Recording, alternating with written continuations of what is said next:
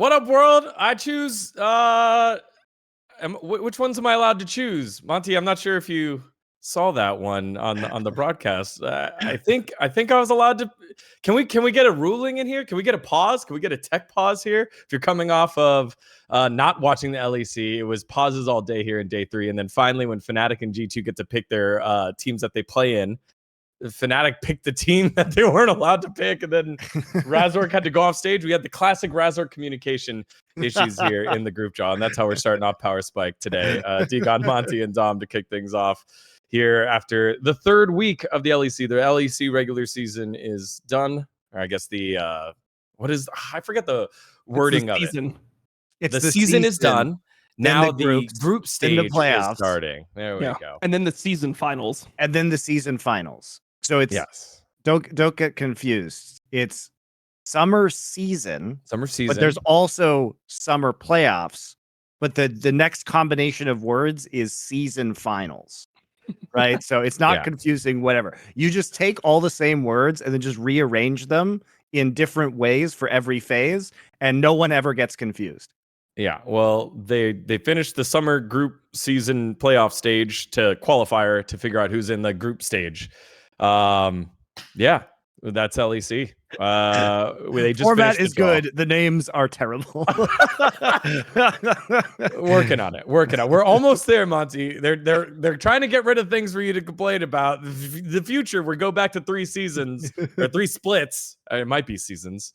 Hey man, I'm just looking forward to that future where Vitality is still top 6 and therefore still gets to participate in the season finals, and then they somehow get 4th place and you ship that team to North America to compete for the last world spot. Oh yeah, that's right. That's my banger future. Yeah, well, let's go into the group draw real quick. So I didn't see who's playing who. I didn't see it because we were setting up. What is it? I think there it is. So it's Heretics, BDS, G2 versus Koi, Excel versus Mad, which then leaves Fnatic against SK. There we go. How do we feel about that draw? No surprises there. Yeah, I mean it's interesting because XL have such a high placement. And because of how everything ended up happening, Mad's placement is super low. So they were like 4-0 to start. Everyone just assumed they were going to, probably end up at minimum a 2 seed. Like everyone was considering the top 3 teams in the league being like G2, Fnatic, and Mad, and they like dropped all the way to 7. So like these groups are kind of shaken up. But I mean, it's very hard to be down on Mad Lions when they just won the split and they came in 3-6 to that group stage last split. So even though they're not playing well now, it seems like they're fine getting it together. I mean, yeah, XL was the opposite trajectory, right? They started 0-3 and then now have been able to actually pull off wins in the majority of their games and look, I guess, kind of decent doing it. There are caveats. Like, I really feel that Peach probably should have caused them to lose some of the games that they ended up winning. But you know what? They did go 5-1 to end the split, and their only loss was to G2, and they cleaned up at least some. They beat Mad Lions in the 2nd week of competition, so it's hard to fault them too much. I mean, it's easy to fault everybody in the LEC right now if we're trying, but they have had that opposite trajectory. So I guess I feel that group might be just a little bit more stacked than Group A. Because I don't know. We'll see. We'll see about Koi and Heretics. Group A looks like if you're a favorite, that's the one you wanted to be in. Group B is if you're in the middle of the pack, that's the one you want to be in to qualify as the 2nd seed. Excel's kind of reminded me of or Heretics. They're like Dignitas, man. They're European Dignitas. Are you buying? Do you believe in the rank? Do you believe in the record that they have? Or are they going to top laner is just so terrible. Their top laner is so terrible. So I just tweeted something out. Obviously you can't determine everything from KDAs, But I'm going to go over Evi's last 9 KDAs. Oh my god! This is from every game in this split. KDA is irrelevant, but here is a list of his sins look, against. we did not plan KDA. this. Dom just was ready to go with KDA. Okay, so like KDA is not a determining factor, right? But if some of these KDAs consistently fucking horrible, you could probably determine that they are not playing super good League of Legends at the current moment. So let's begin. 051, 064, 1-7-12, 1-1-6. He's the GOAT. 0-1-1, 0-6-2, 0-3-8, 4-1-8, and 1-4-13. I heard a 12 KDA in there. 4-1-8. There it is. Yeah. Yeah. So he's had multiple games this season where he has more deaths than assists. Like, and they're winning, and they're consistently winning. Think about that. They're actually a winning team with him just running it down perma. It does make you wonder if they actually had a different top laner, how good this team could be. Or alternatively, is VTO only capable of carrying on teams where he has teammates that are constantly dragging him down? Yeah. Well, I don't know. I'm asking the real questions. Like, is VTO's power inverse to the power level of his teammates, right? Yeah. Is that something we're gonna see? See, the problem was, Video said, he said, the last time that I was playing well, my top laner was irrelevant. And then Evi came in and said, I can do that. And then he just started running it down. So that's the fucking joke. I will say, at least in the game they played against G2 today that had the like horrific 1 hour pause or whatever it was that happened.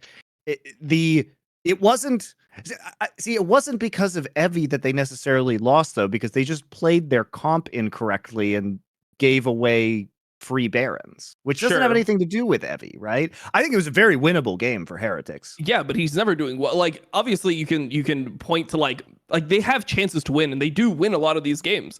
But when your top laner is getting counterpick and then losing 1v1, getting solo killed multiple times, like, it's not good for the fucking game. Like, it's like they could have played better and won, but they could have also just won if their top laner like played like just at an okay level. Like, he doesn't even need to win lane. Like, that's a lane, and if you see it, a lot of times the Renekton will be like stomping the Cassante, like 20 CS lead, like getting a plate. Like, he'll actually be really strong in the game. He'll be a frontliner, and he'll be relevant for a huge portion of it, and that's why people are willing to pick this champion now.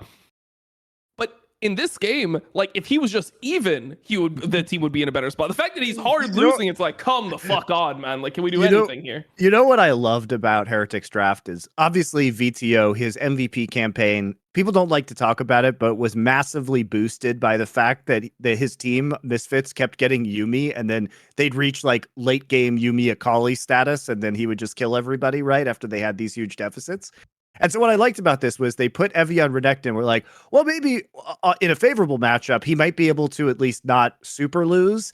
And then we'll have VTO and a Zeri by Flacken with the Yuumi in the late game, and perhaps somebody will be able to pop off, right? So in a way, perhaps they just sacrificed him in the top lane to get their bot lane ahead and try and accelerate the game. And if they had played out the scenario correctly, like, maybe he's just a distraction.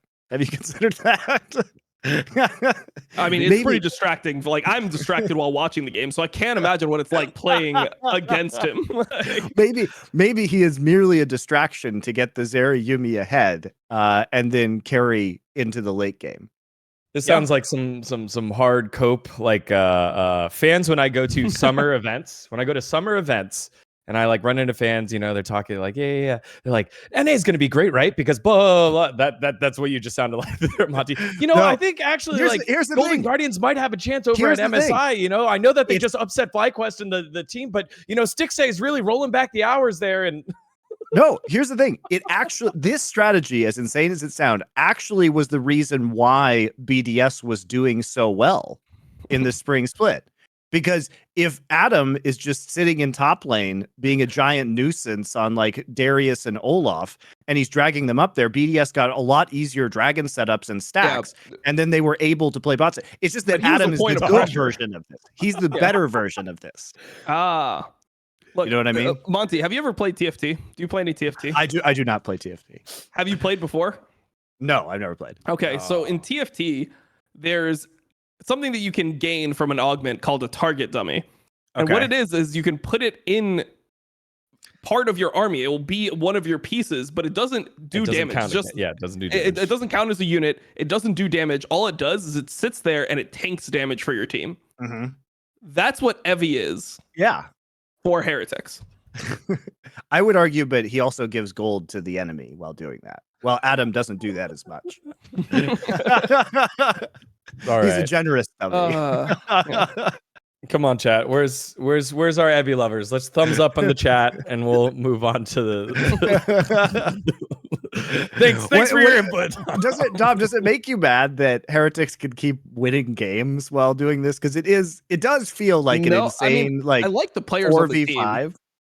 I like the other players on the team. So I like seeing Jankos doing well, and I just still think he's got it right. He's still like a really good player. So I actually don't mind if heretics wins.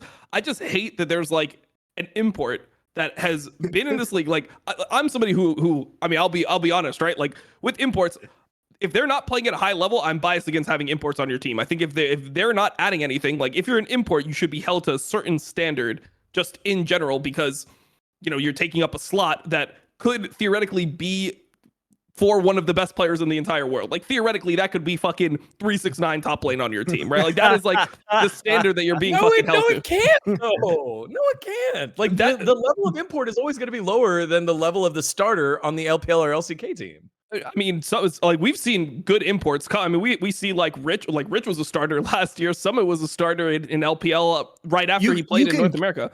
You can get like those quality players. I mean, if you think about it, Team Liquid spent. Yeah, Prince is great. Team Liquid spent $7 million on their roster last year, which I guarantee you is more than most LPL teams. Yeah. So my problem is this, right?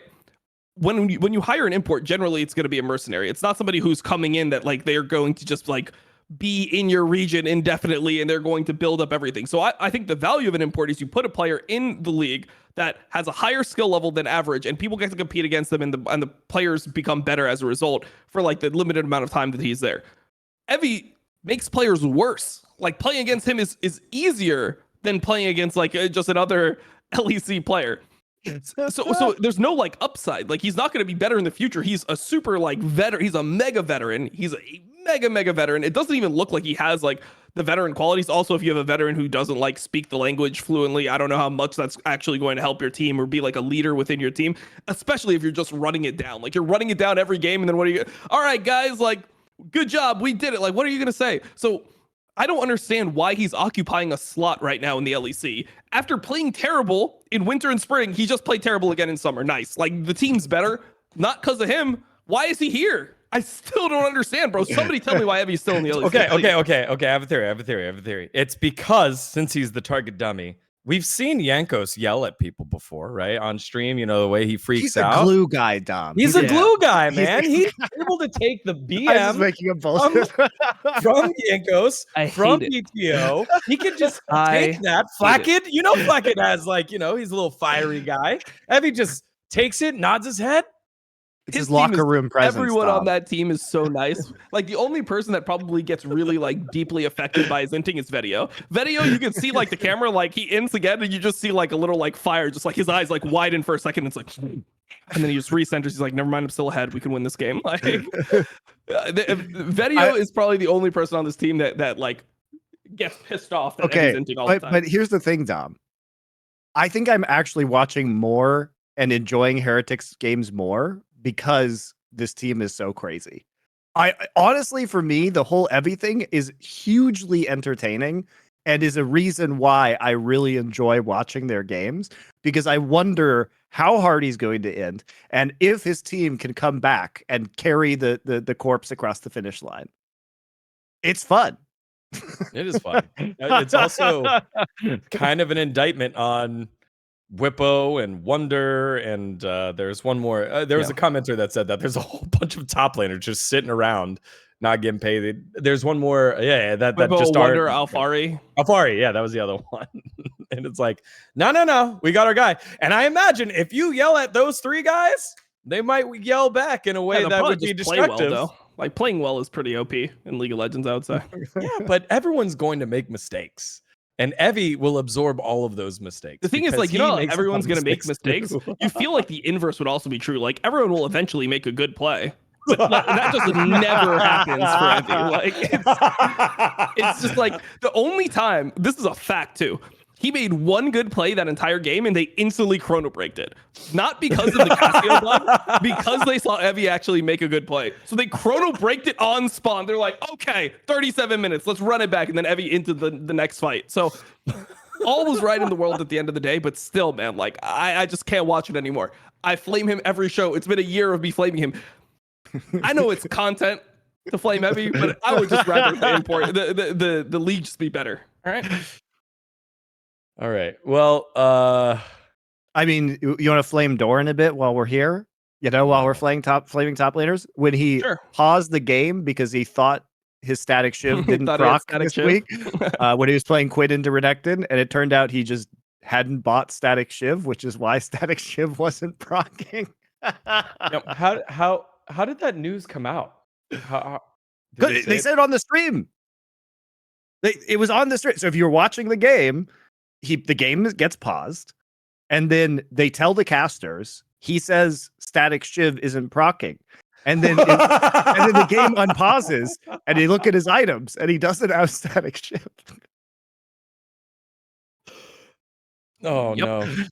All right, man. Well, even top pros have that issue. Dom, maybe you should stop being so hard on our future champion of Europe, Evie. Okay, I am not going to sit in this call and allow somebody to call Doran a top pro. It's just not happening. It's just not fucking happening. He's played 2 good games in the last year and a half, and both of them were on Gragas. Dom, if Evie becomes LEC champion, what are you going to do? Yeah. I think that we're gonna have to end the show. I think this show will be a 2-man show. That's not the answer. with you and Dgon after this. Can you make like an apology video to Evie? We've seen those apology notes on Twitter where it's like right name here, reason why. I will flame everyone so hard in the LEC. Like, you don't understand what my tier list is gonna look like for Worlds. My tier list is going to look like it's going to be every Asian teams. I might sneak PCS teams over LCS and LEC teams at that point. Like, it's going to be completely unleashed. There's no fucking shot this guy can win a title. Yeah, just please tweet the apology form to me, and then I'll get it ready just in case. Just in case, you know, the slight chance that Evie becomes champion. I mean, Flacket's playing well. Flacket, you know, they're playing well. All you need is a VTO and a Yumi, and you can win any game. I've seen it. I've seen it. While we're on the spot, group draw and all that stuff, I just correct me if I'm wrong, because again, I can't get the names of all the different splits and the portions in the season finals. Does this mean Astralis is the first team in the world to be eliminated from the World Championship? Probably. Like, their season's over, right? Yeah, they've already been eliminated. They're not playing League of Legends until January, the 3rd week of January. That's crazy. That just feels so crazy that July it's done 3rd. already. Wait, that's so crazy. They're right? This July is the earliest 3rd. Ever. No, I think LGD is also eliminated because they're 2-10, and there's only 2 weeks left of the LPL, right? So yeah, but really, I mean, so they only have to get up to 5 wins technically. Yeah, I mean, 6-10 is still doable. They're not technically eliminated. That's true. But teams are effectively eliminated at this point in time. But I do believe that's correct because of the LEC format. But you know what? I feel fucking bad for Astralis because I really enjoyed watching them play. I would much rather see more leader Yasuo in the league than watch SK again. It's pretty fucking nice. Think about that. You get a 6-month vacation. No, I'd be so down. I gotta join Astralis. No way. You get a 6-month vacation to just no do fucking way. Nothing. You're spending 5.5 of those months wondering if you have a job, man. That kind of anxiety and fear and stress is just the worst. You know, let me take you back. I talked about this on stream today, but let me take you back to the old days. Back in my day, okay, I got banned, right? I came back in season 3. I already decided I was going to join Curse's LCS team because Curse actually at the time, they were first place in regular season. They placed top 4 in spring, and they wanted a new jungler. So I had already agreed midway through that split that I was going to join the Curse team. That team got relegated on August 31st, and I had to play relegation matches on December 22nd. So that's 4 months of practicing. Like, they don't have to practice. They can just hope that they fucking get a job or whatever. I had to practice for 4 months. I had to play these online shitty fucking amateur tournaments for 4 months to play one best of 5 that determined my whole career. Now that was fucking anxiety, bro. They don't have to do with shit like that. Most of these players are fine. So, like, you know which ones are like on the chopping block.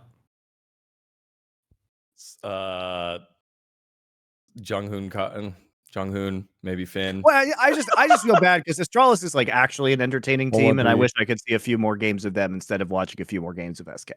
I like watching Junghoon. I like watching Leader a lot because the thing about having those players, the thing about having Leader is you just have to accept that you're never going to be a top team. But what he can do is make kind of bottom tier teams very watchable, or at least entertaining, right? It's fun. He's a fun player to watch. So I appreciate when he's on teams. Who's cut 113 and who? Let's say give me one, maybe two more. Dumb. It really depends. I mean, Leader, the thing about Leader, that the reason why people don't want to take a risk on Leader is because these types of metas happen. Like, this meta recently was just bad for Leader's champion pool. Like, when Nico randomly comes the best champion in the game, or like Annie's one of the best champions in the game, and then you have to play like Yasuo into Nico, which isn't even like a really good matchup, but he's just good enough at Yasuo that he can pull it off. It just makes the rest of the team like have to play to certain conditions. I mean, he played a good Azir game too. Like, it's not like he can't play Azir, but teams, like, the thing that makes him good, the thing that makes him the X factor, is the ability to play all these melee champions. And yeah, I mean, it makes your team like limited in some way that not all teams are going to be comfortable with. I think that if you index into his identity, then you could be a really fucking scary team if you're willing to commit. Same way, I mean, look, my favorite team in the world is OMG, right? OMG, when you look at Cream, he's added other things to his arsenal. Like, he's added like the Nico, he can play like the LeBlanc, he can play champions, but that's not how he started. When he started, he was completely like just melee only. He played only melee champions. He would play Yasuo, Diana, Viego mid. He was playing Kiana. He would play Akali. Like, he just played all this type of stuff. And they were willing to be like, okay, that's our identity. So if you're playing these champions, then how do we comp around this? What type of champions do we play top? What type of champions do we play bot? Kiana Rumble, like, that's a combo. They still play that to this day. Like, you can be an exciting team. You don't have to just play the meta. But I just think a lot of players don't want to take that risk. They'd rather just have somebody that's stable mid that they don't have to worry about. They don't have to think about him in every single draft. Well, it's also that there's an immense risk in doing that, because you have to have a buy-in from the rest of the players on the team that they're all going to do this thing together, and that the point of the spear is the player with the weird champion pool, which might make them look bad or might limit their options on other teams in the future. And you're also kind of rolling the dice on a strategy. Like, in the right meta, it could be extraordinarily strong, but if you're playing off meta, and we do tend to cycle through when these melee champions are like really viable, then it's an uphill battle, right? And you're probably not going to win a title doing that in off meta. It would be very, very hard to do that. All right. Well, we say goodbye to Astralis, which gets us to our first segment of They were Lastralis after all. I mean, no, Vitality was, but well, they're the first team eliminated. That's true. That's true. Yeah. All right. They're the Lastralis in terms of championship points. They probably won't be because other people would, but they're the first team eliminated, so they're Lastralis in that respect. All right. They're out, which means we're going to go to our first segment of the day. The other team that is out for the summer group stage is our topic for Everything is on Fire. It's Vitality, and I feel like we've done the segment on them every single time, and here it is. the third week in a row, Vitality, Everything's on Fire. Let's get to it. All right. So we thought maybe there was something going on with Bo last week. He gets benched. Bam! Dude, they can't fix anything. It's over. I love when they lost this week how he just posted a picture of himself smoking a cigarette. Yeah. I mean, I think it makes sense, right? He was smoking a cigarette after he fucked the team. Like, it makes perfect sense to me, man. It was just such a funny tweet. It's just like his team loses, and it's just him leaning up against the wall, just smoking a cigarette. Yeah. I mean, I think that Bo has to be one of the like worst utilizations of a talent we've ever seen. Like the fact that they played one game of Kindred, which was a hard game, and of Mad Lions, like against Mad Lions, who's the split champion, and they just gave him like fucking support picks the rest of the fucking league, and then benched him week 3. It's like, man, this team is fucked up. And some big surprise, you bring in Douglas. Douglas actually played well. This Douglas guy, like he did pretty well, but the team just fucking sucks. There's obviously more problems than just Bo. So yeah, the problem for me is that like Douglas played maybe even better than Bo would have played this week, considering that he wasn't mental boomed and he really just gave it his all, and they still weren't able to win. So I don't know. I think that's really damning for the other 4 players on the team.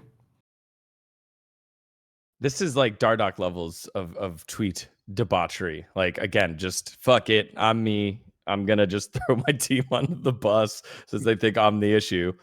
And I guess to your point, Dom, he has a point. So where do we start with the rest of this Vitality roster? If it wasn't, Bo like throwing, like, what is it? I mean, before we get into that, I did appreciate, the picture of Bo smoking a cigarette, but I would just have to say that if he doesn't want to aggravate his throat, all that hot smoke from a cigarette can be really harmful. I love watching Dgon's face when he realizes where it's going every time. I would recommend that you get yourself a freeze pipe. Which, by the way, guys, they're back. Freeze pipe is back. Shout out to freeze pipe. They are great. Thank you, freeze pipe. Thank you, freeze pipe. You are the greatest, most hilarious sponsor to do ad reads for. So Bo should instead do what you should do, guys, which is go to www.thefreezepipe.com and pick up a bong or a dab rig or a pipe or an oil rig or whatever you want, and use code LFN for 10% off your entire order. And they come with the freezable glycerin chamber. You remove it, pop it in the freezer for an hour, and then it'll cool your smoke by over 300 degrees Fahrenheit. So you don't have to have throat irritation like that. I'm just picturing Bo just in the next picture. He's just going to have a freeze pipe. He's just going to have a bong on the side of LEC just hitting it. That would have been amazing content. That would be a fucking banger. Holy. Okay, thank you. Okay, now we can talk more about Vitality. All right. You always get me because I always have to be like, all right, where are we going with this? Why did Monty take the invisible ball of attention away when I was ready to move us forward? But I got to be ready to play game. Oh fuck. Well, we got a new hashtag: bongs for Bo. Holy. All right. Well, make sure to order. No. But in all seriousness, I just think this roster was just mental boomed, and at some point you just feel like you have to end the season because it's become so absolutely untenable for these players to feasibly work together. And I did feel bad because bringing the new jungler, he did look acceptable, right? I mean, it's the same thing that we could have said about Grizzly coming in for Clid this week for Hanwha Life, which is that I think he played quite well despite being a new player onto the professional stage. But you can't fix all of the issues that are happening with the team in that position, and especially one that is kind of just already given up on life. And I will say, at least with Vitality in spring, Perks looked pretty good, like at least playable. I think he has not been doing quite as well coming into this split. Upset has looked off. Every player individually has looked significantly worse than their peaks earlier this year. But I really feel bad for Vitality because they've spent so much money. Think about the last 2 years of Vitality. They have tried so fucking hard to make a good team. They have spent millions and millions of dollars to acquire these players.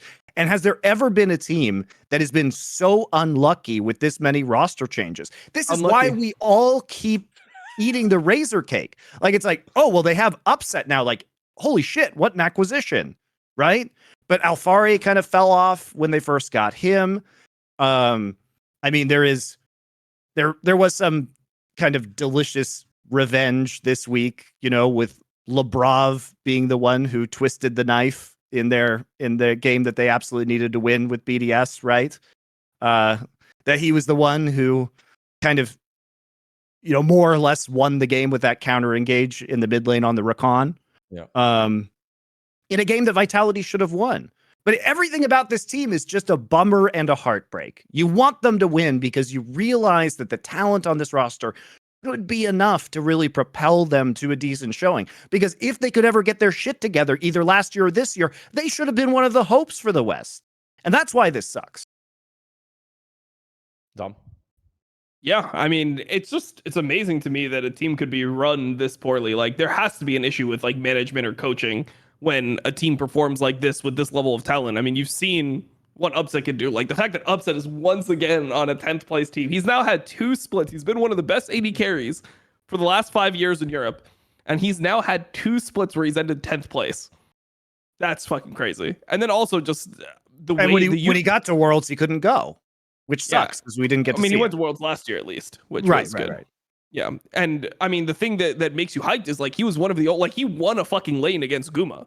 Like, he shit on Guma in a game. They won a game against T1 at the time. Like, this team, or Upset showed that he's able to perform at that level. But I mean, it just seems like this iteration of players, they just lost so much confidence. Like, the mental snowball, it seemed like it just got them. So, I mean, it's tough to watch, but at the same time, like, I didn't want to watch this team play anymore. And unfortunately, they probably will play more. Yep. I think that they're probably going to make season finals. If I were to guess, because I looked at this, right?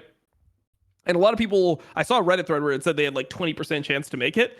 20% chance is bullshit. That's assuming every single game is 50-50, right? So they run every single possible scenario, and then they're like, they only make it in 28% of scenarios. It's like, right. Well, because it doesn't account for who is likely to win. Just it's just it just accounts for like 50-50. Like, 50-50 every single game. So it's like that's like saying G2 has chances of not making out of groups, which realistically you're not going to predict, right?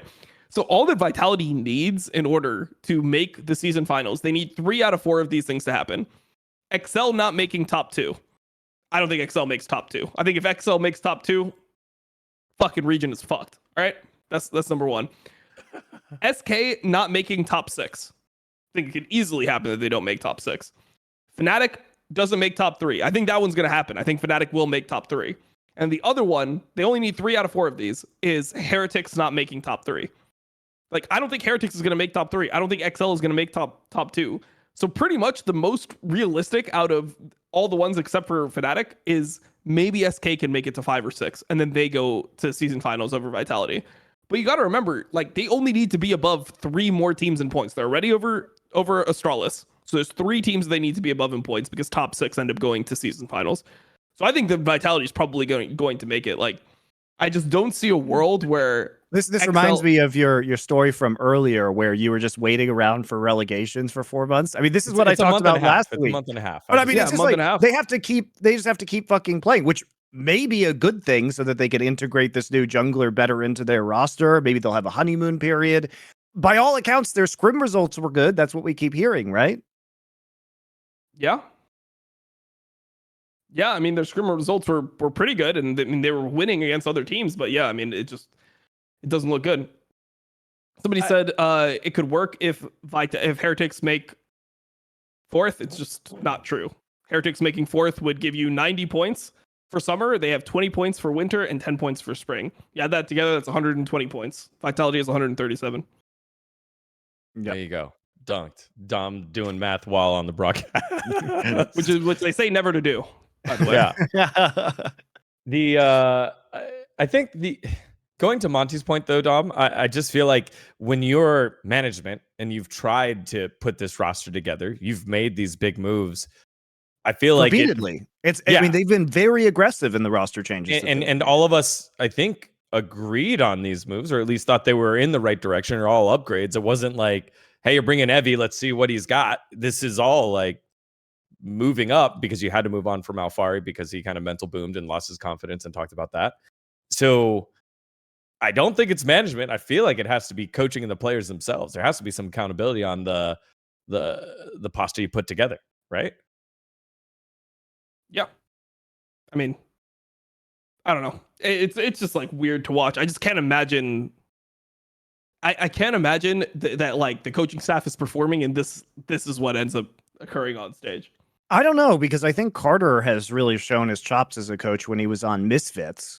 And if anything, he was really capable of building around VTO's strengths and activating that. I think we all would say Misfits outperformed what their roster should have been on paper, right? Yep. Yeah, it's Carter, Hjarnan, and Kays as the only ones listed on the competitive staff on the Wikipedia. So I don't know. They got a month and a half to maybe have the opportunity to play. I guess they'll find out after each stage here of the LEC group stage if they're still going or how many teams they got to leapfrog. But it's gonna be a rush to the finish here for Vitality, and they might not be able to fix it. And who knows what happens? Does Bo come back? Does Bo undo the mental boom? Do the guys find the comedy in his smoking post? Because I mean that's pretty fucking funny. When you're able to step away from it. No, there's no way Bo's coming back. All right. I think he's on a one-way ticket back to China after Well, today's I mean, madness. I feel like if anything, he'll come to LCS. I mean, he can never play in China again, right? Sure. So China's no, he's out just gonna of take his discussion. off season now Yeah, and wait for maybe. an offer. Yeah. I mean, I assume that somebody's going to take a risk on him again. Like, especially if you're, especially if now you can get him at a discount. He's got to be somebody who's on people's radar. What about Inspired, man? He's literally just sitting. He's just sitting here. He's just sitting. Like, good job, Douglas. Inspired's right there. No? Do you think it's just financially too heavy? No, Inspired was supposed to be the jungler for this week. And then something happened, and management was like, we're just going to go with Douglas is ready in the organization. But Inspired was supposed to be the jungler for this week. I think Inspired is... I mean, maybe you could integrate him for the season finals. I'm not sure if there's going to be a roster change deadline, right? I'm sure there is in the rules. I'm just not looking at it right now. But the thing about Inspired is that his way of playing is all about Inspired. And so I think that could be hard to integrate quickly. Inspired's good if your laners are good. If your laners are doing correct things. But like Perks is not laning well. Bot lane is not laning well. And Photon is not laning well. So there's just like a bunch of these like bad factors that are happening throughout the game. And you really need somebody who's just like, they would need a Yankos. They would need somebody who's like willing to just put out all the fires and just do whatever the fuck needs to be done to win the game.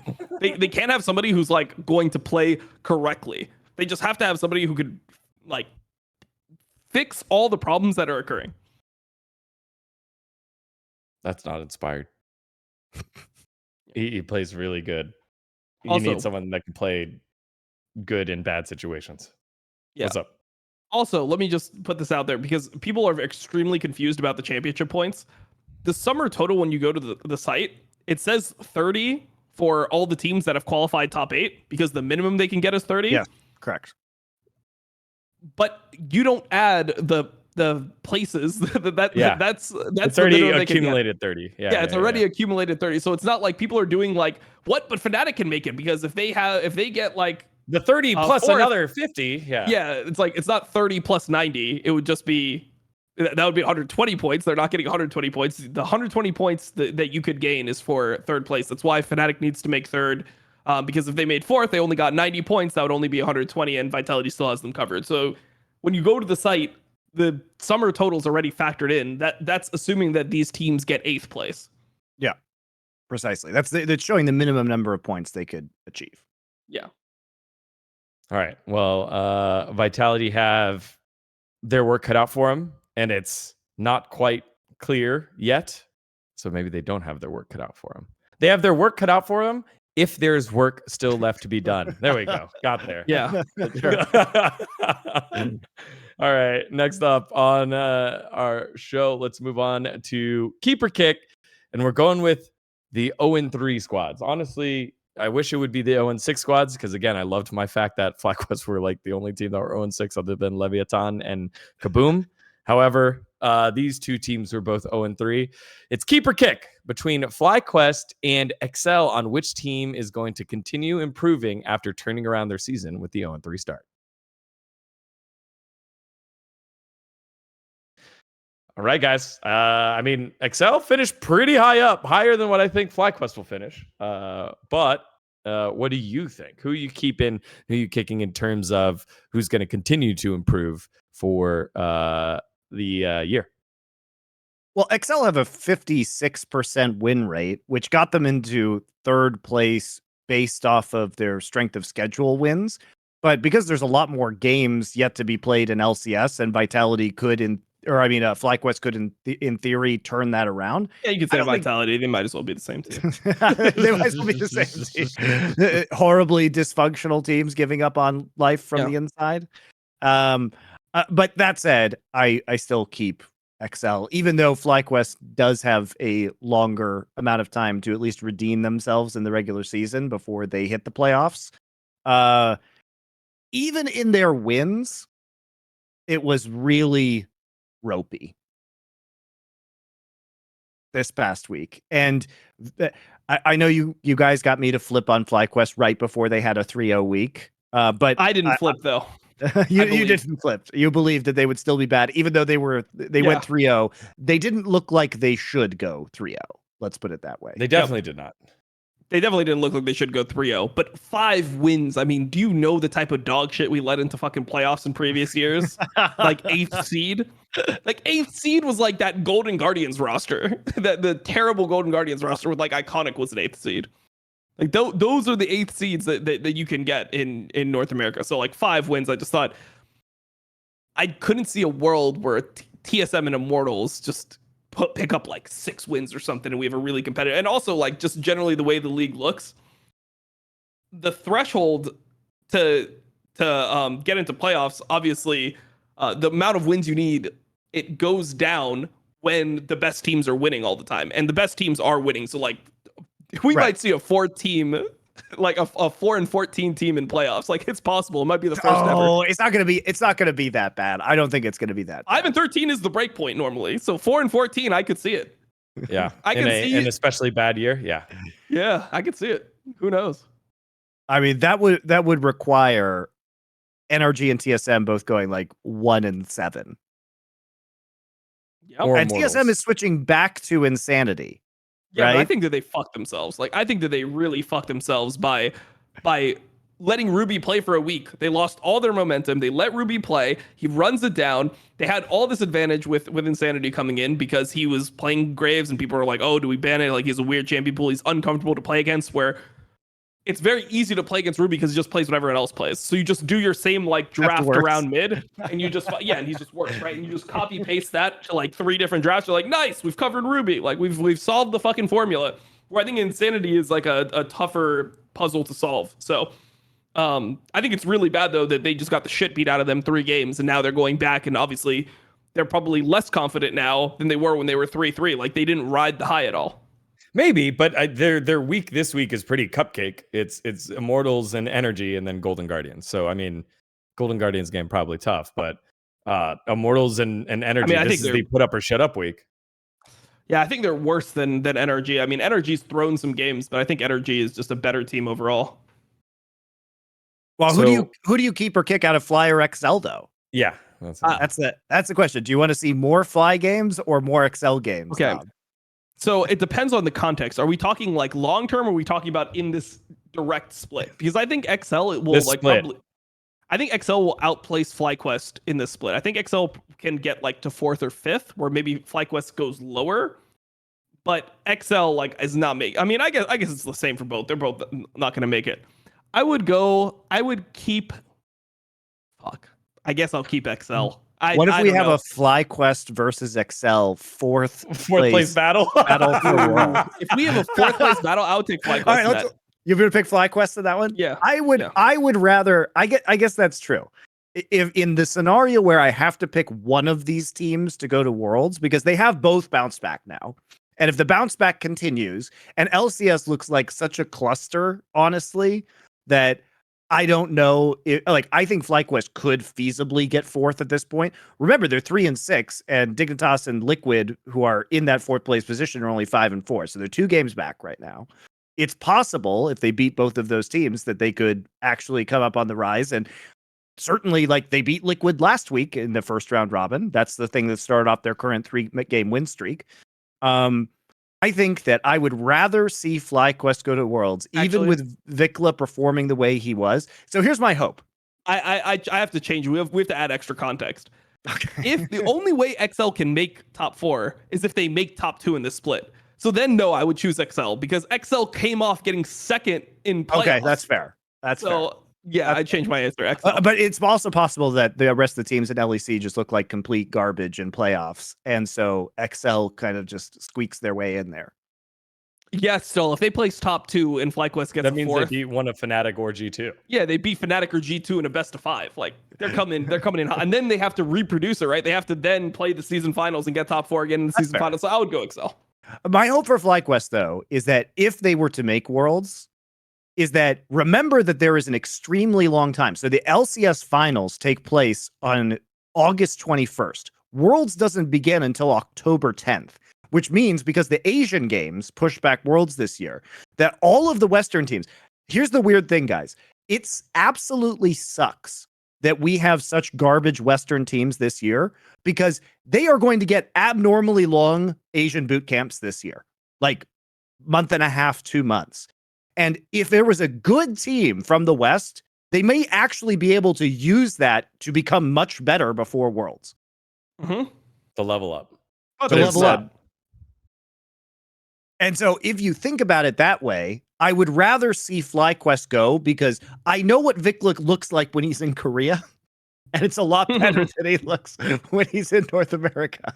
So if we can take him out of the land of the skill vampires and return Prince and Vikla home for 2 months, maybe they can do something at Worlds.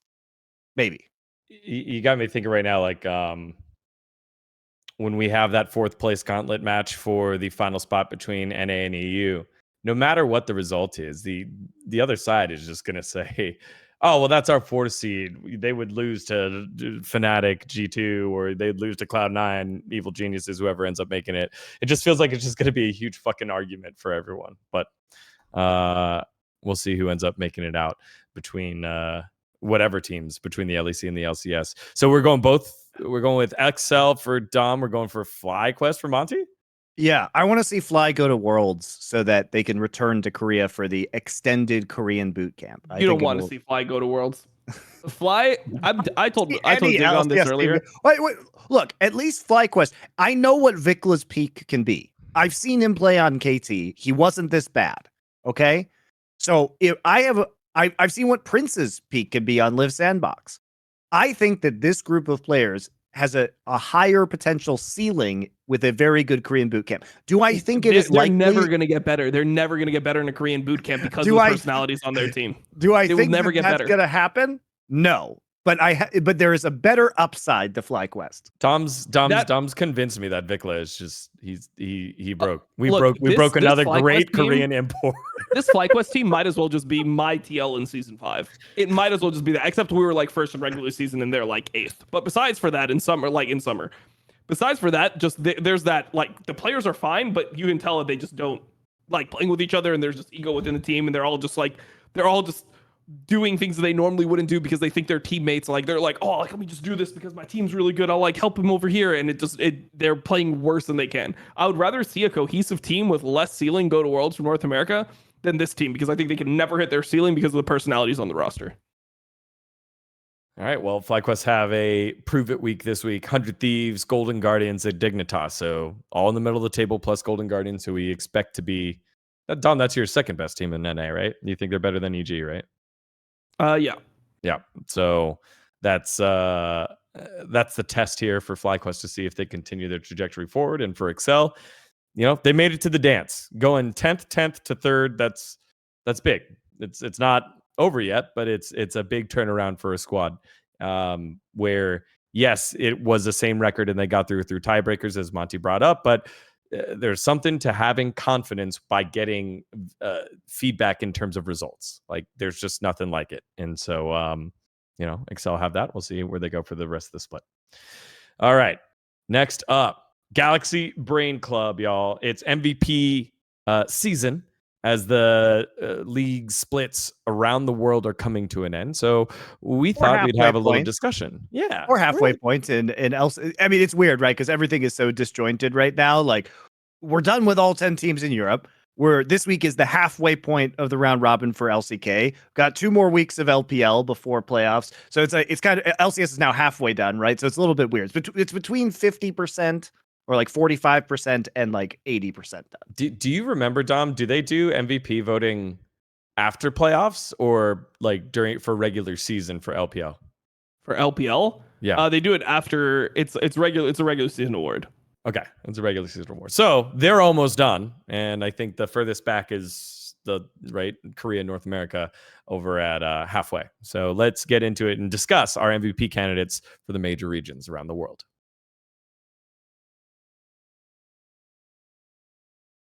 We've been Europe focused, so let's start there. Who you got as MVP? Is it both the sweep for rookie of the split and MVP of the split? FNC, there's Feed, no split. Noah.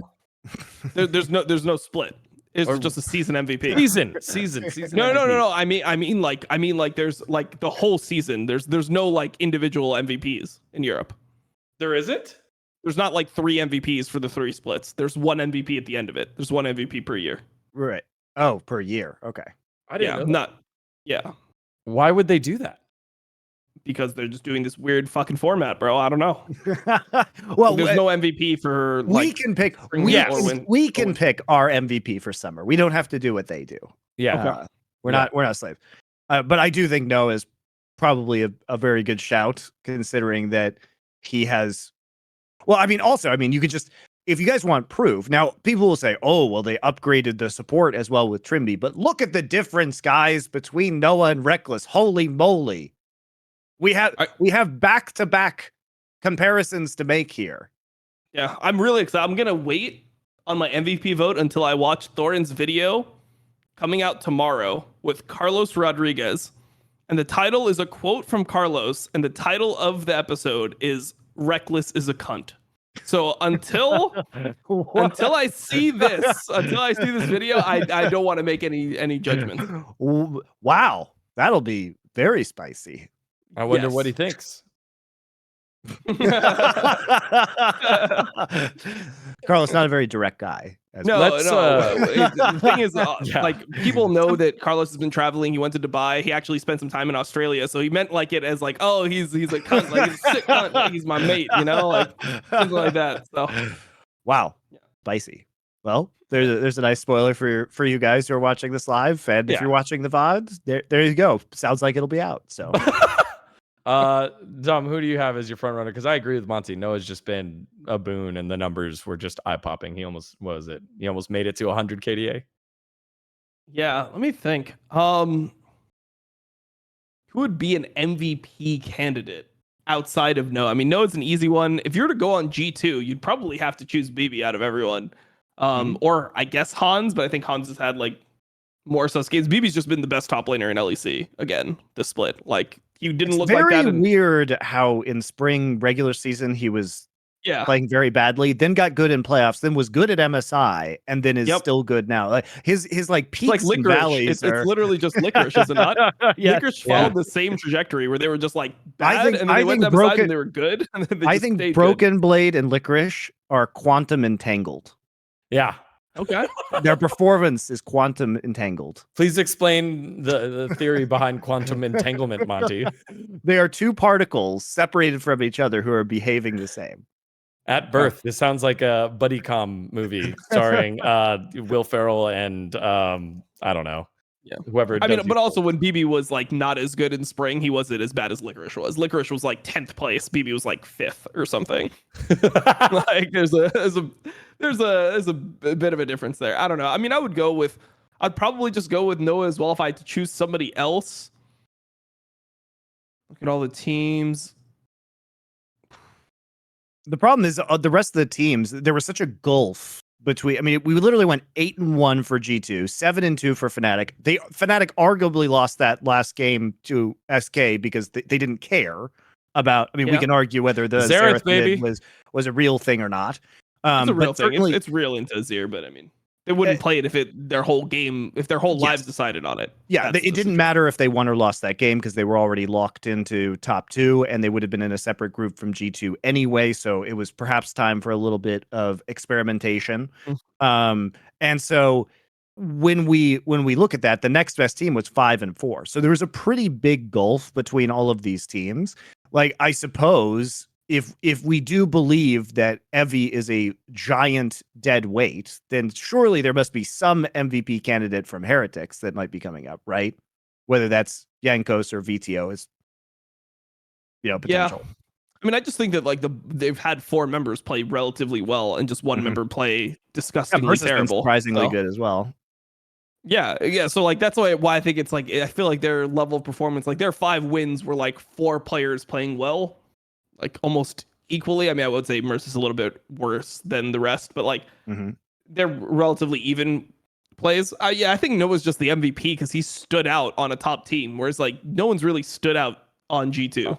Like Yike has obviously been the worst player on the team, but I don't think that that's like, I mean, yeah, I don't know. I don't know if that like means anything for the team. Like the team is still so clearly levels up on everyone else. And it's not like Noah's just standing out. He's standing out on a top team where the rest of the team is also performing well, right? Yeah. So then, Dom, to your point earlier that the LEC doesn't give out split awards, what would the LEC MVP be then? Who would that be? If you had to go the whole split. If you had to go for the entire year, yeah, I'd probably go like Mickey X. Yeah, I think Mickey X has been the most consistent player because Caps has been up and down, right? And I think Mickey X I think he deserved it in winter. I think he was the best player in winter, and he's just been really good the entire time. I agree with them. Yeah, and he's like innovating. He's like doing like the Braum Emax, which worked out, and now teams have to ban Kog'Maw because he'll just play Braum with Emax if you give it to him. So I would give it to him. All right, there you go. Our candidates for Europe in the book. Let's move on over to North America. Who is our MVP frontrunners there? I think what it'd be JoJo and Blabber and Berserker. And who else? I'm trying to think if anyone else off the top of my head. Monty, what do you think? I think at least for this split, JoJo has been the biggest difference maker on EG, just because he has been winning lane to such a like crazy degree a lot of the time. And it seems like he's the player that they can reliably use to carry in a lot of these scenarios. Whereas Cloud9, it does feel like the talent is a little bit more spread out. And Berserker and Sven played a pretty rough game against Team Liquid this past week where they... Yep. But at the same time, they clapped back really hard against EG in that matchup. But I think that the lane matchup is pretty rough for EG because I don't think Ayla is very good. But they certainly bounced back from it. I don't think they're going to make those mistakes in high stakes games again. So, yeah, I think I'd probably take JoJo at this point in time. Yep, same. Couple others that people floated: Rich, Summit, and Armeo. Again, we kind of Rich is making a decent case for himself. Please tell me he's not the MVP. Please tell me he's not so bad he can't even compete in LPL. They kick him from LPL. He gets one game in spring, and then he's the MVP. Like, I don't think I can handle that timeline emotionally. Like, but Rich really, for my mental, needs to run down like 2 or 3 games so that we can come back to reality. What happens though if Dignitas continues to win games, because they've been picking it up over the course of this split, and Rich has looked really good in a lot of these games. Yeah. My life shortens. My life expectancy shortens is what happens. Well, I mean, he's not the only player to go to LPL and from Korea and then come back, right? Summit as well, same kind of thing. I mean, we all saw his mojo. Yeah, but Summit was like pretty good. I mean, Rich was pretty good in the spring, but his summer was like. He also inted my Go Rookie for an entire, like, he just, once again, he was the guy that prevented Rookie from going to Worlds last year. I've had enough. I'm sick of it. He just needs to leave the scene entirely. Well, no, I mean, it's the people that in Rookie just need to be punished. Like, they just need to be punished by having some bad games. Yes. List. I agree with you, though. It is shameful that we have seen so little of Rookie on an international stage. It is a giant. It is probably the single biggest bummer in League of Legends is that we haven't had Rookie at more international tournaments. Yeah, I mean, there's some that were like really fucked up. Like he was the MVP of 2022 spring, right? Like he was the best player. Like you had to permaban Orianna against this guy because he was just too fucking insane. At this champion, you'd 1, 2, 3 permaban Orianna. Orianna was not even meta. He was just so good on everything he played. 2020 summer, the fact he didn't make it to Worlds in 2020 when he was just once again like the best player in the world probably at that period. Like maybe like Canyon or Showmaker could like have a crack at that, but Rookie was so fucking good at LPL, and he just couldn't make it with his team just hinting him. The Shy was literally doing it on purpose. He was buying Blade of the Ruined King in full AD comps on Kennen into fucking rapid fire cannon. He would go rapid RFC Kennen. I had to watch this shit of him getting into it. People wonder why I flamed the Shy. There's your answer. Like, he's one of the rookie enters. So it is what it is. All I'm saying is Rich, it's got to come crashing down at some point. I need to see the Dignitas collapse, or I'm not going to emotionally be able to handle it. Dignitas has turned around some Dignitas Barons too, man. They're winning Barons. They're making good Baron calls. Like, this might be a year off of Dom's life for a year of success for Dignitas. Like, I mean, I think JoJo would have to 30 collapse years off pretty my life. spectacularly at this point to give it up to Rich, or Rich would have to turn in like, a summit level of performance from last year.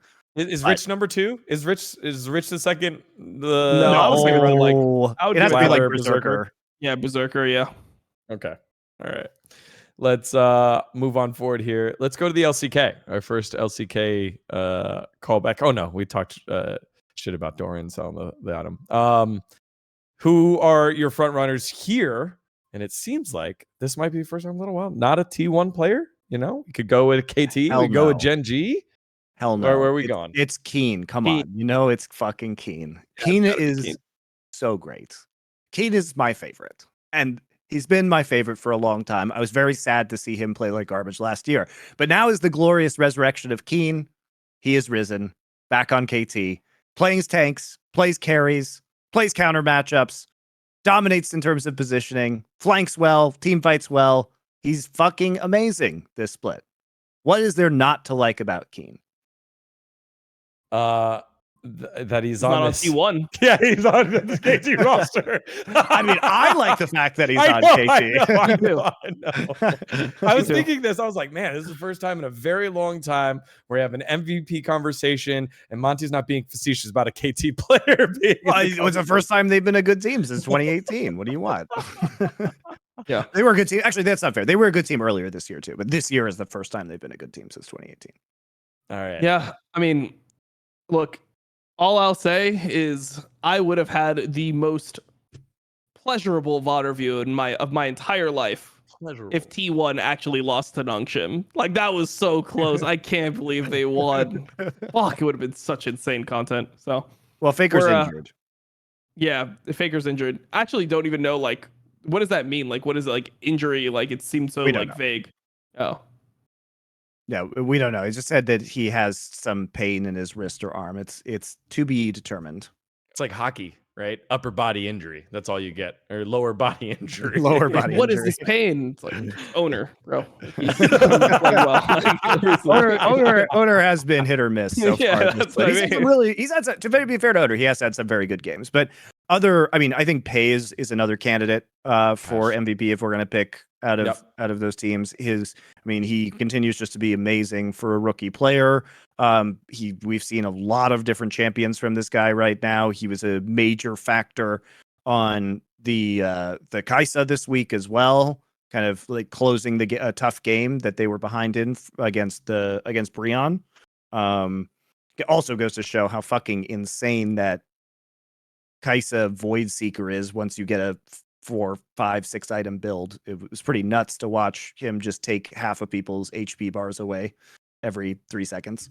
So Pays, I think, on Gen G is probably the leading candidate on that roster. T1 has not been particularly spectacular by any means.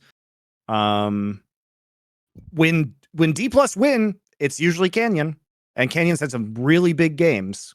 So that might be another one if you had to kind of pick an outside shot, but Canyon's also had some pretty bad games. So all right. There we did the world of LCK players that have been popping off. Before we do LPL, I do have to say that our Last Free Nation match of the week for Esports Bet is going to be Gen G versus T1 this week. And right now, as usual, the T1 fans have skewed the line. So you can get Gen G at 1.55 right now, which is crazy good considering that Gen G is going to be a big favorite in that, despite the fact that they almost lost the T1 in the first round robin. Circumstances are different. The patch is different right now. And for your first wager on that match, you can get a 10% extra bonus up to $100 USDT or the equivalent because it's our match of the week. So go ahead and do that. And if you sign up, you can also get 50% deposit bonus up to $100 back or $100 risk-free first bet. So good stuff from Esports Bet. And that'll be the match of the week. Get it in while it's hot because it's 1.55 for Gen G. And every other match this week in LCK is like 1.05, 1.12. Because they're not going to be interesting matches in LCK this week, guys. Who you got? Who you got, Monty? It's Gen G. Gen G should be the big favorite. T1 match of the week. After that performance, we're going to call that match of the week. Disgusting. Well, yeah. No, I agree. It's the match of the week. All I'm saying is I only do VOD reviews of T1 losses, and I think I'll be doing a VOD review of that afterwards. You get the skewed perspective. Yeah. 100%. T1 Look, I'm haters, a T1 rise hater, up. and I'll be a T1 hater in terms of like which matches I choose to review, but in the game I'll be fair to them. I'll be fair. I'll be fair when they're at their worst. Yes. I will form only my opinions when they are at their worst. No, I form my opinion when they're at their best as well. It's just I don't VOD review it. Oh, you don't VOD review it. That's fair. Yeah, I just won't VOD review it. That's not for the lulz. All right. Last LPL. one, LPL. Yeah, LPL. You got Ruler, Light, Scout, Jun, Scout. You go. Knight. Where are we going? Where are we going with this one? 369 also. Anyone on JDG? Anyone on JDG, honestly, is completely fucking cracked. I don't know. I'm trying to think of I'd say in this meta though, if you had to pick, I think you pick Ruler or 369. It's so hard to choose an MVP of this region, actually. It has to be someone on BLG or JDG. I mean, BLG is 22-6 and JDG is 20-5. Like, these teams are fucking stomping everyone. Oh, yeah. I mean, I guess I would go with Ruler, but it's so easy. But then again, he didn't win in spring, so I guess it's fine. But he's like clear candidate of like probably the best player in the entire world right now. Yeah, especially in the meta where it is allowing him to carry the hardest. Like sometimes you just get a bonus to your MVP because you are capable of just doing more. And that, I mean, it makes sense because you are more valuable when the meta is skewed in your direction, right? If you are a legitimate top performer. I would say, though, that like the team is just, it's such a perfect match of a player with a team because Ruler was always the player that I thought was insane at cleaning up, but he would maybe be like overly passive in certain situations. That was one of the advantages I saw from Viper, for example. I thought Viper was better at like forcing action or like carrying a fight that looked completely doomed. But JDG was one of the best teams at setting up team fights in the world, and then they just like added the best cleanup AD carry. So this is like a dream come true for Ruler. Like he must be having so much more fun playing for JDG than he did playing for Gen G since like 2017. You know? Sorry, Arnold. Maybe ever, honestly. 2017, like they're lucky to win that world championship. This might be the most fun he's ever had playing with the team. I mean, Arnold's not doing so bad. He cut his costs dramatically and got another MVP candidate for LCK. So there are worse trades you could make. Just saying. Yeah, that's somebody traded Advien for Trimby earlier this year. That was crazy. Yeah, paying the Ruler tax is quite significant, which is why JDG basically needs to win Worlds. Otherwise, it will all be for naught. Here's your KDA leaders in the LPL. You have Ruler and Light at round 7. Then it's Jun and 369. No, Scout's not up there. No, I think look, Scout continues to be a major carry threat, and LNG is finally starting to put it together this last week with some, important mid-table wins versus WE and OMG. I mean, not even by upper half of the league wins, right? And Scout was a major factor in that. His Annie and Nico are crazy good. He has insane presence on the map overall, excellent flanking, excellent teleport usage. LNG looks like they're finally starting to become the team that I wanted them to be at the start of the split. And I mean, I guess that's not really fair to them. They did beat Top in their first game, and they did play a 3-game series versus JDG. But especially as the meta is shifting, and the Kai'Sa's back, and Gala is still just nuts at that champion. It feels like their team cohesion's getting better as well, and they're really fun to watch. He had one of the best team fights I've seen out of an AD carry in a while in that series that he played versus WE, I believe. Like he had game nuts. 2 he played the Kai'Sa, yeah. Yeah, he had a nuts team fight. Like it was one where he ended up getting killed by Cassante afterwards, but like I think that team fight was even better than the pentakill. Like the way he spaces everything, the way that he sets up a team fight, like I don't see any other Kaisas that auto as many times in a fight as he does. Like he gets so many autos off in a team fight where normally Kai'Sa is like pretty short range champion. People are kind of waiting for a time to go in, and then they just go in and they just stay in until they're dead or the whole enemy team's dead. Whereas like Gala will just walk in, start autoing. They'll throw an ability at him. He'll R to the other side of the fight. Like he's so good at like repositioning with his E and like knowing how many autos he can get off before he needs to like use the stealth. That guy is fucking insane at this champion. Yeah, but I think that was great because we know he can play mechanically well in the Kai'Sa. But weirdly, I was also very much encouraged by the Ziggs game that he played first against WE because he showed really good awareness of where he should be on the map and how to group with his teams and even just play for objectives on the Ziggs. I mean, it sounds kind of dumb, but if you're integrating a player who needs to be able to create pressure on the map and do it, cohesively with the rest of his team, I think that shows that Gala is like being better integrated into this LNG and the way they want to play, which I think is really important. So I really, really want to see LNG at Worlds. So I'm hoping. It's hard to pick though, just because we only get the 4 Chinese teams, and that means one of OMG, LNG, Top, JDG, and Billy won't be going to Worlds, which sucks because I would love to see all of those teams. I don't care about Weibo. Weibo annoys me. That's wild. All right. So I was arguing about the KDA, and I know it's just stats. But you're like, Scout, he's got to be up there. These are players that have a higher KDA than Scout. You have MSI champion, Jiaohu. You have Worlds finalist, Angel.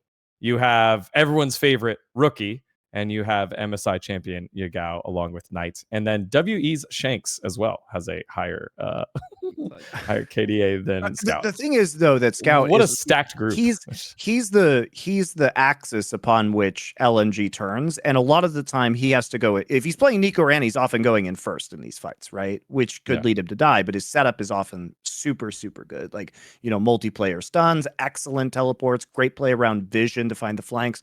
So I just love watching. This LNG team. I think they're getting more versatile. They're getting more cohesive as time goes on. And Scout is the reigning MVP of the LPL. Yep. I hope they give you a vote, Dom. You should vote. I hope they do too. That'd be fun. Yeah, I feel like there's a way to finagle that with. I get a vote for LEC. Do you really? Yeah, they hit me up. I get a vote for LEC. Oh my gosh. Do you get a vote for LCS? Hell no. Oh, damn, that's right. Wait, one of us, I think. Oh, yeah, that's right. I get a vote for LCS. Oh, yeah. I get a vote because I can influence you. I can gaslight you into voting. That is what you basically do. I was like, yeah, Mykles done, man. Yeah. You like show up to fucking LCS. You're just like, you don't even look at Vikla anymore because you're so disgusted by his presence because I've just like influenced you to that degree of just hating him as a person. Speak is doing like 3 interviews. Can we give you Vikla? I was like, ugh. I'm kidding. And please don't get mad at me, Papa. All right. Cool. Well, we bounced around the world, got our biggest MVP candidates from all the major leagues. That was what we had for this week's episode of Power Spike. There were a couple comments I wanted to get to, or just one comment I want to get to there. Dom has to have a child now, and then with Dom's child, Doa's child, and Monty's, they can start the team. There you go. Yes. That was with 2 imports. And all of our kids will be then half Asian, so they'll have right. And then Monty's kid will know Korean. Doa's kid will know Korean. Yeah. So that means that we can create TL with a full Korean team. We get 2 imports. I'll start teaching my kid Korean, and then we'll be able to actually just get the whole team together. This will be perfect. I can't wait. check back with us in 18 years. Yeah, in 18 years. I definitely won't be dead or in jail from watching LCS. I mean, the joke is LCS is not going to last 18 more years. Yeah, fuck. CB LOL's beating it in terms of viewership now, guys. Long live He Brazil. can learn Portuguese. We still have time, Monty. You better start learning Portuguese, buddy. Time to learn Brazilian. Time to learn Brazilian. All right, guys, that does it for this week's episode. Monty, where will people catch you? Doing SI this week. That'll be fun. New Nerd Legion show with Doa coming out. Working on a new movie show with Thorin and Richard Lewis, which will also be on the Last Free Nation Culture channel. So that should be out in the next couple weeks. Oh, that's So, sick. You're going to be reviewing movies? So the concept is loosely that we're going to go through one genre of like a genre of movies a month and pick 4 films of various, like from popular to kind of much more obscure within that genre, and then discuss one of the movies every week. So if people want to watch along, they will have that opportunity to do so as well. Should be cool. Sweet. Dom, just what's up with you? Where were people catching you this week specifically? Are you taking breaks? Are you getting sleep? No. Are you glad that LEC is not going to be going next week? Yes. Yes, I am. But Dom, I'll be doing the same stuff. The worst of it is almost over. Yeah, most everything is like wrapping up by like mid to end of August, so it's not so horrible. And you only have 2 weeks of regular season LPL, and then the LPL gets really fucking sick with all the playoff matches. So yeah, it's true. No, it should be fine. I think that it's also kind of it's nice that LEC has that break for 3 weeks before their season finals, because I believe that that's when LPL will be going on. The playoffs will be during that break. So I'll just like, instead of doing 3 regions, I'll just be doing like 2 regions. I'll be doing like LCS and LEC, and then LCS and LPL. So yeah. All right. Doing Sweet. the same old. Same you old got the there, interviews hanging with the boys in coming. the sacks. Yep. Interviews are any spicy 11. ones? Yeah, Oh my God. Revan flamed his team. So coach of TSM like flamed it, and I was like, "Are you? Do you Dude, want that's me such a coincidence. I also flamed his team this week. Like, what the fuck? How did that turn out? But didn't he flame himself for like putting Ruby in? No, he took responsibility towards like trying things. He said it's early enough that the team can do it, but he was upset with the way that they played and that a couple of the players showed up late on Friday to the on Wednesday to the TSM facility for their matches. He didn't name who it was, but he was like, players were late, and you say you want to fucking win, and then you do that kind of shit. And I actually liked it. I liked the fact that he did that, and he's not afraid to yell at this roster of guys. There are some vets on it, there's imports on it, and he just called them out for behavior that doesn't line up. So that's in there. Maybe the players don't care because his team already announced that they were leaving the LCS. I feel like there's a feeling good of way that. to motivate your team. Just gonna put that out there. Yeah. Your job is disappearing at the end of the year, win or lose. Good luck. Yeah, but it's not his job, right? It's kind of like what happened with Energy. Look, no one. Sorry, Luger and Poom. Not many people got let go. Like, Yeah. I guess the staff got let go too. Sorry, never mind. I'm sorry, staff. A lot of people did. All right, it is a lot of people. Let's see. I get Vulcan after their win. I got Turtle also weighed in on this week. Berserker and Double Lift and Blabber. I had a lot of good and Prince. Yeah, Wow, I had like a lot of MVP good candidates. ones. Yeah, there were a lot of ones this week. Go check them out. Everyone's starting to feel the squeeze of the season and having three games a week, and surprised that they're halfway through. Yeah, I'd say the Revan, Double Lift, and just hearing from Prince is always good. We're good ones. And then Berserker has a funny story about the Blabber angle and what that means. Because the question I've been asking players, fuck it, I'll just tell you, and then you can go watch it. The question I've been asking players at the end of things are, tell me a story about a teammate, like generally an old teammate. He's like, well, I haven't been playing that long. I'm like, okay, tell me about one of your teammates. He goes, well, the Blabber angle is when, Cloud9 gyms. They're famous for gymming. But the Blabber angle is when we gym and then we don't have time before scrims, so we don't shower and then we go. And you know, like if we're like lifting and we got to go to scrims, we're like, oh, blabber angle, and we go straight to the scrim room. It's fucking disgusting. And then in the blabber interview, I ask him about that. He gets defensive and he has the answer there. So there's your cliffhanger. Right. There's your cliffhanger. I like the spoilers. Yeah. All right, guys. Thank you so much for watching. Make sure to like and subscribe on Twitch if you haven't already, on YouTube, on Spotify, and over on Apple Podcasts. We appreciate you. And next week, we'll figure out the time. We'll post because there is no LEC. So I assume we're going to do it a little bit earlier on Monday morning, but we'll see. And keep your eyes out for our posts on Twitter for that. All right. Yeah, thank you very much. It'll be for watching. earlier. It'll be earlier because we try to make Dom's life slightly less hellish when possible. Yeah. Slightly. Well, I mean, with the scheduling of the show, during the show, it's whatever. You know, we're bringing up Rich. You know, we're bringing up Evie. It's the greatest hits. We'll talk about Piglet sometimes, you know. Yeah. All right, guys. Have a great week FlyQuest right now, so it makes sense. Okay. Anyways, have a good day. See you All guys right. later. Peace, Bye, guys. everyone. Later.